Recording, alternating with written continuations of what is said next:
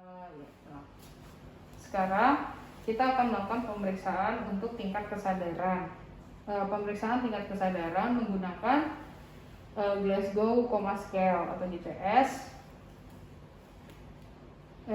dengan menilai 3 aspek, yaitu bagaimana reaksi matanya, lalu bagaimana secara verbal pasien, lalu bagaimana secara motorik pasien. Jadi sekarang jika kita lihat pasien selalu memperkenalkan diri dan sebelum melakukan pemeriksaan selalu mencuci tangan. Jadi ibu perkenalkan, saya Dr. Bintang Anjali pada pagi hari ini ya Bu. Pertama untuk mata kita nilai, jika pasien datang dengan keadaan mata terbuka berarti nilainya 4.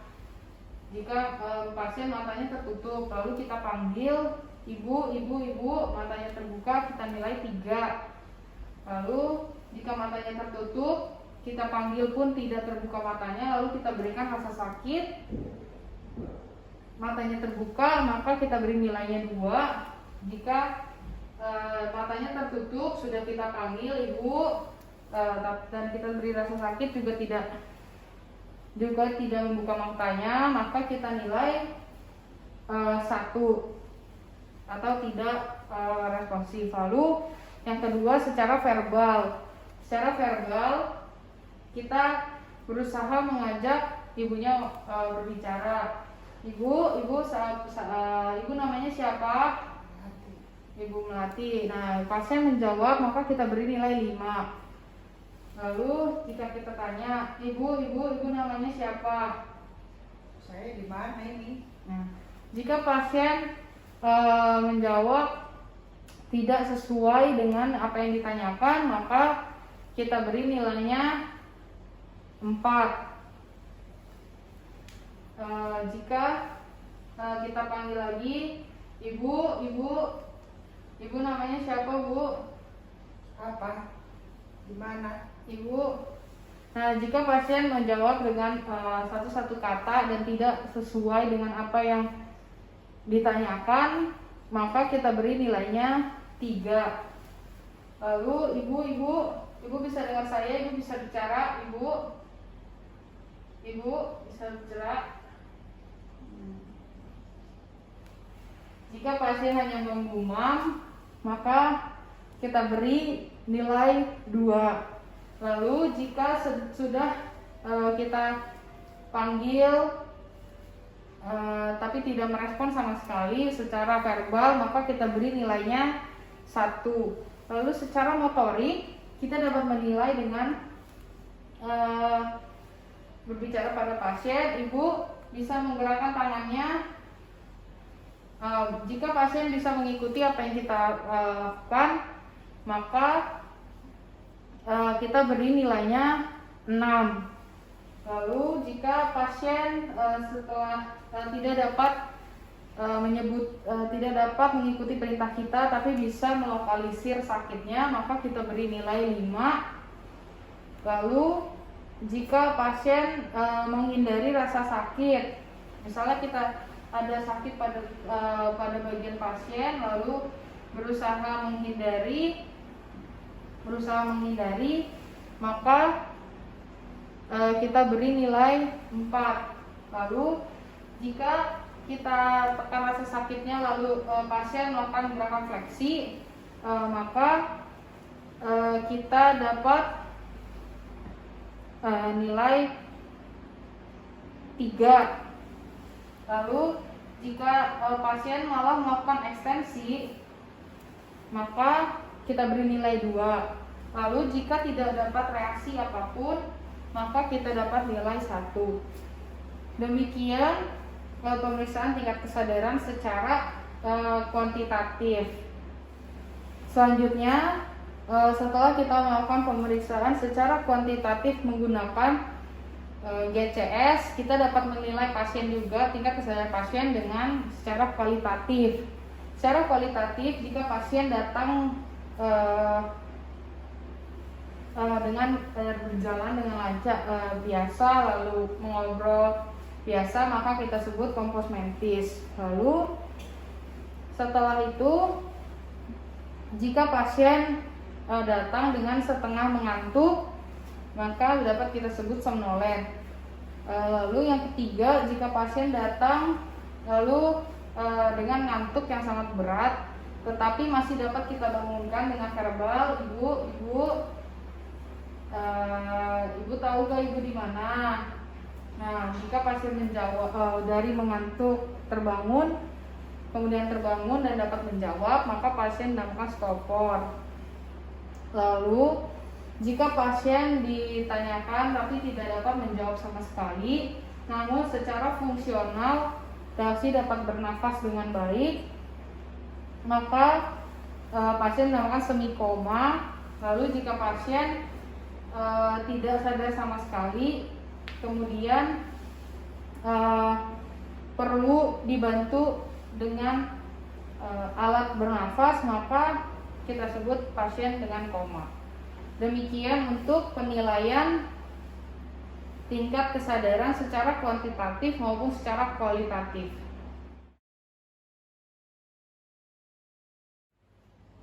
Selamat pagi Ibu, perkenalkan saya Dr. Bintang yang berjaga di klinik pada pagi hari ini. Sebelumnya dengan Ibu siapa? Ibu Melati. Ibu Melati umurnya berapa Bu?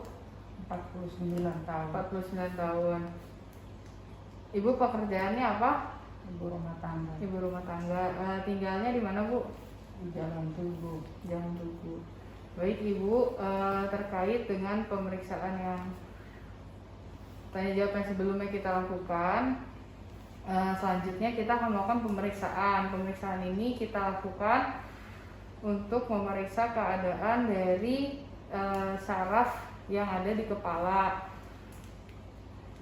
Mungkin sedikit tidak nyaman, tapi saya akan meminimalisir ketidaknyamanan tersebut. Apakah Ibu bersedia? Iya. Baik, pemeriksaan yang pertama kita lakukan adalah pemeriksaan untuk nervus 1, yaitu nervus olfactorius. Ibu bisa akan dibuka maskernya. Oke.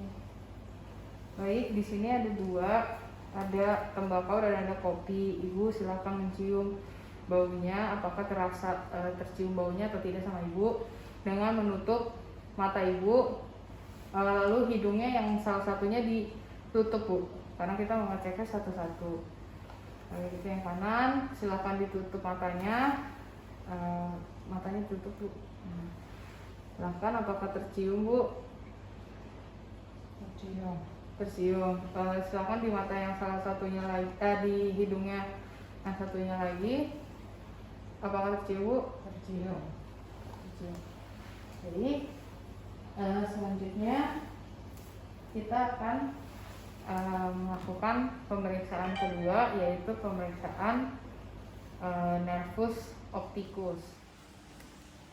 Sekarang kita akan melakukan pemeriksaan untuk nervus 2 atau nervus opticus. Untuk pemeriksaan tes yang pertama yaitu tes tajam penglihatan. Untuk tes ini Ibu silakan kita tes dulu untuk yang mata sebelah kanan. Ibu silakan membantu mata sebelah kiri. Ini apa Bu? M, L, I, F, U, N, T, S, C, L, T, N.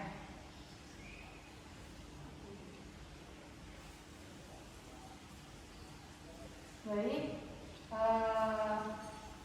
Ibu dapat melihat di jarak 40 per 20. Maka 20 per 40, maka berarti pasien untuk mata yang sebelah kanan normalnya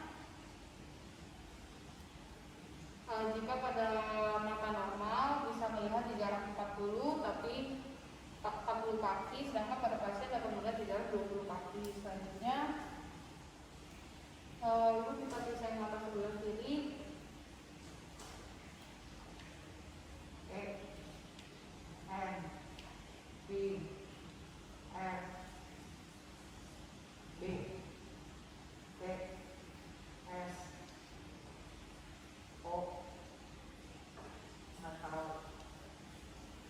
Si pasien dapat melihat di jarak 50 kaki, maka kita sebut pada mata sebelah kiri 20/50.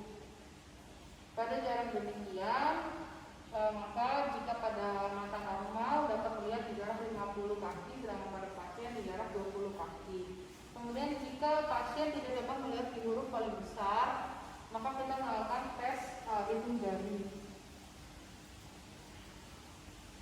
Jarak 1 meter berapa? Kita 22.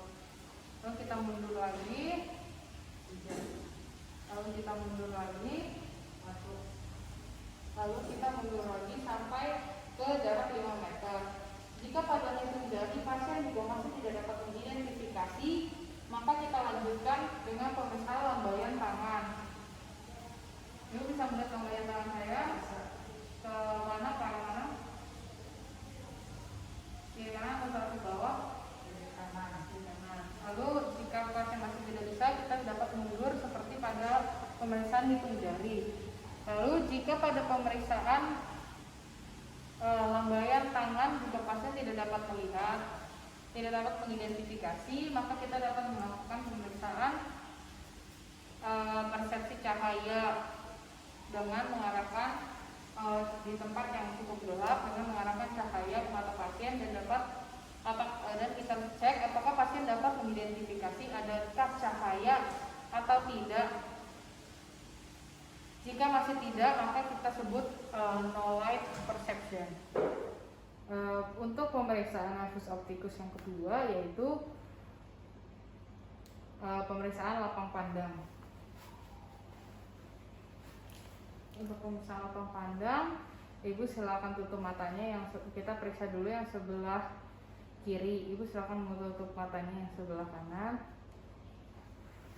Saya menutup juga. Kita lihat, apakah masih terlihat, Bu? Terlihat. Ibu matanya silakan fokus ke mata saya juga ya, Bu. Masih terlihat? Masih. Terlihat? Masih terlihat? Masih. Apakah masih terlihat? Masih. Apakah masih terlihat? Masih. Apakah masih terlihat? Masih. Apakah masih terlihat? Masih. Masih terlihat? Masih. Sekarang ini mata yang satunya lagi, apakah masih terlihat, Bu? Masih. Masih terlihat? Masih. Masih terlihat? Masih. Masih terlihat? Masih. Terlihat? Masih. Terlihat? Masih. Masih terlihat? Masih. Masih terlihat? Masih. Masih terlihat? Masih. Setelah pemeriksaan lapang pandang, kita akan lanjutkan dengan pemeriksaan funduskopi. Pertama, kita akan mengatur cahaya. Kita menyalakan dan mengatur cahaya, lalu kita dekatkan dengan mata kita dan kita fiksasi di temporal. Setelah itu kita dekatkan ke mata pasien. Setelah itu kita lihat titik merah. Jika sudah terdapat titik merah dari sejauh 30 cm, kita kemudian dekatkan lagi ke mata pasien untuk melihat retina serta papil nervus opticus. Setelah memeriksa yang kanan, kita lanjutkan dengan mata kiri dengan cara yang sama. Kita atur dulu lensanya ke 0, lalu kita dekatkan ke mata kita. Setelah kita dekatkan ke mata kita sejauh 30 cm, kita lihat apakah ada titik merah. Jika didapatkan titik merah, kita dekatkan kembali. Setelah itu kita periksa retina serta papil nervus opticus.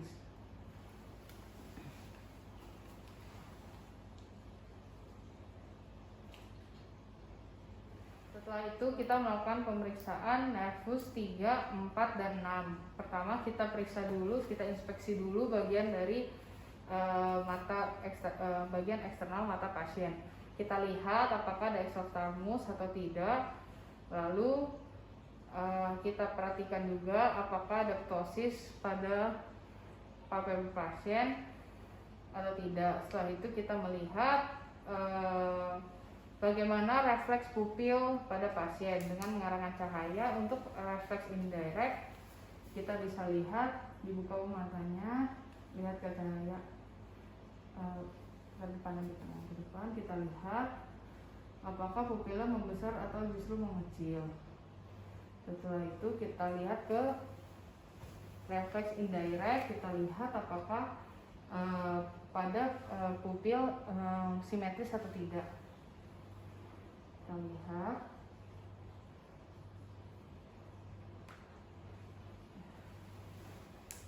Lalu kita lakukan juga ke sebaliknya. Lihat.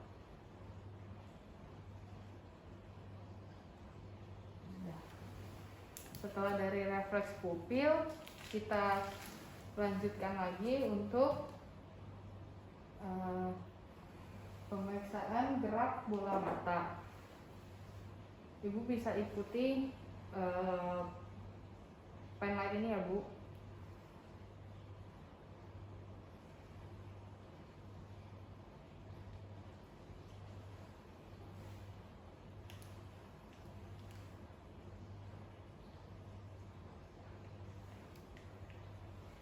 Demikian pemeriksaan untuk nervus 3, 4, dan 6. Selanjutnya kita akan melakukan pemeriksaan untuk nervus 5. Kita pertama untuk pemeriksaan motorik. Ibu silakan dibuka. Ya, dibuka lagi. Baru di kiri kananin Bu rama bawahnya. Sambil dibuka Ibu bisa. Nah, setelah itu kita lakukan untuk yang sensori, kita lakukan perabaan. Ibu kalau teraba, bilang teraba ya Bu. Teraba.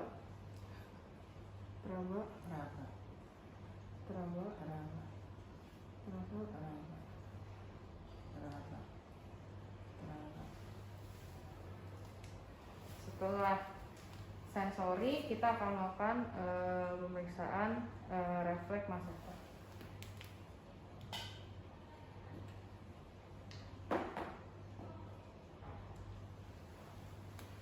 Ibu bisa dibuka, mulutnya dibuka. Tidak terasa adanya refleks. Lalu kita melakukan pemeriksaan refleks kornea.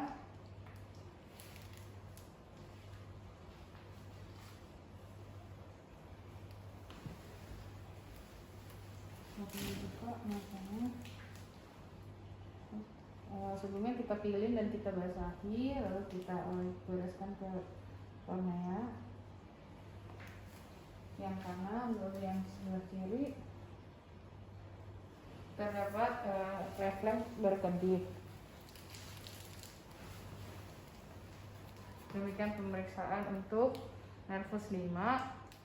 Selanjutnya kita akan pemeriksaan nervus 7, yaitu nervus facialis. Pertama kita lihat bagaimana motoriknya. Yang pertama kita lakukan adalah inspeksi. Kita lihat pada bagian wajah apakah ada otot yang atrofi atau tidak. Lalu kita lihat bagaimana apakah antara kanan dan kiri simetris atau asimetris. Setelah kita inspeksi, penilaian untuk yang motorik, Ibu silakan bisa melakukan gerakan tersenyum, bisa mengernyitkan jidatnya, apakah bisa seperti meringis gitu kayak dibelakangin, lalu bisa mencembungkan pipinya. Dari hasil pemeriksaan terlihat seluruhnya simetris. Lalu kita nilai lagi bagaimana otot dari palpebranya. Ibu silakan memejamkan matanya sekuat-kuatnya. Lalu saya akan mencoba menariknya. Ibu silakan tahan. Ya. Kekuatan motorik dari palpebra pasien antara kiri dan kanan simetris. Lalu selanjutnya pemeriksaan sensoris. Untuk pemeriksaan sensoris saya akan meneteskan beberapa rasa. Ibu silahkan dilihat ya Bu, yang ini yang manis, yang ini yang asam, yang ini yang pahit.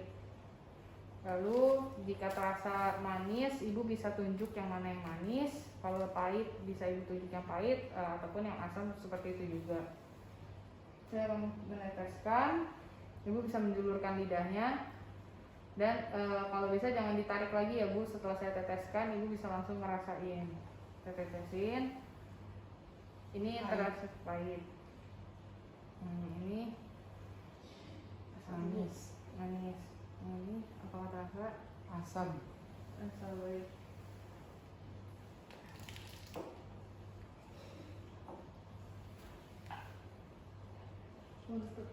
Untuk sensoris pasien, semua rasa dapat diberitahukan dengan benar. Demikian pemeriksaan untuk nervus 7. Selanjutnya kita akan melakukan pemeriksaan nervus 8, yaitu nervus akustikus menggunakan Garputala.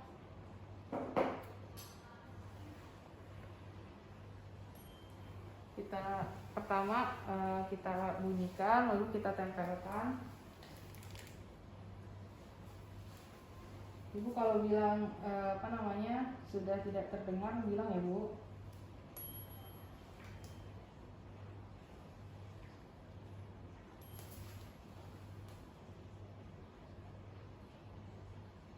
Masih terdengar? Enggak. Kalau terdengar,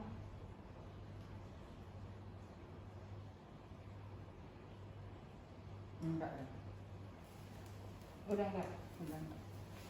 Selanjutnya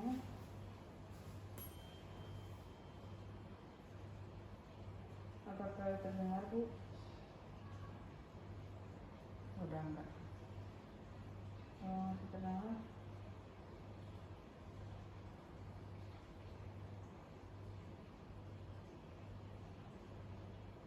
Udah enggak.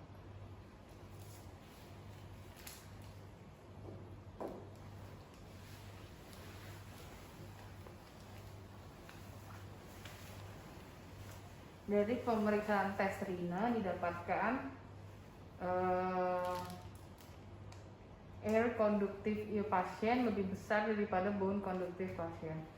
Selanjutnya tes Kolbe.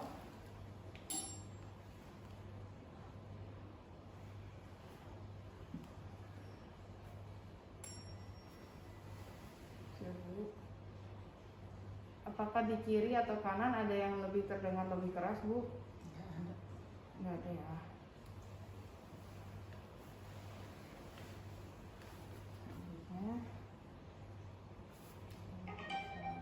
Pemeriksaan selanjutnya, tes yang selanjutnya. Kalau tidak terdengar bilang ya bu.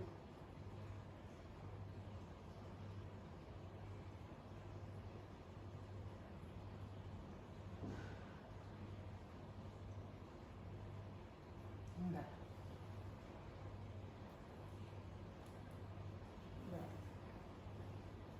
Yang telinga yang kanan, kalau sudah tidak terdengar bilang ya bu.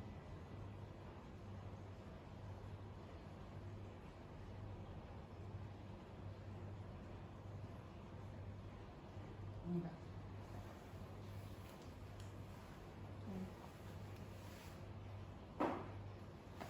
Dari hasil pemeriksaan nervus 8 tidak ada yang terdapat kelainan antara telinga kanan maupun telinga kiri pasien. Selanjutnya kita akan melakukan pemeriksaan untuk nervus 9 dan nervus 10. Yang pertama kita akan melakukan pemeriksaan sensoris seperti pada pemeriksaan di nervus facialis. Ibu silakan dibuka mulutnya, lidahnya dikeluarkan, ya. Lalu ibu silakan tunjuk yang mana ya bu. Tapi ibu lihatnya ke arah saya aja.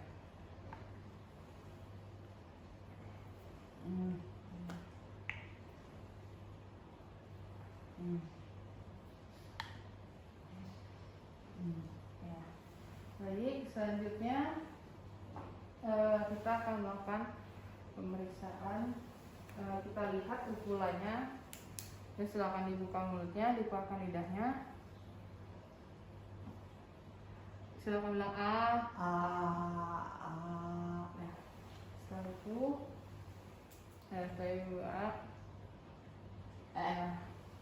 setelah terdapat refleks muntah.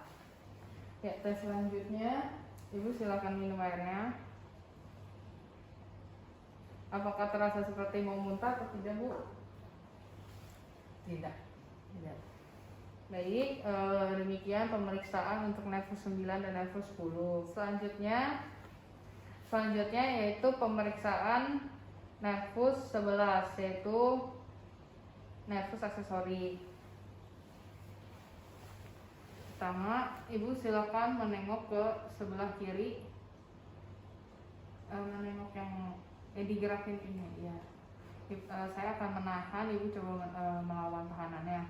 Sekarang nengok ke sebelah kanan. Nah, untuk kekuatannya antara kiri dan kanan itu sama kuatnya. Lalu kita periksa. Ibu silakan naikkan bahunya. Salah satunya. Setelah pemeriksaan antara kanan dan kiri sama kuatnya untuk bahu. Selanjutnya yaitu pemeriksaan nervus 12. Ibu bisa silakan menjulurkan lidahnya. Setelah dijulurkan lidahnya, pada pasien tidak terlihat adanya deviasi. Demikian pemeriksaan dari untuk pemeriksaan nervus kranial.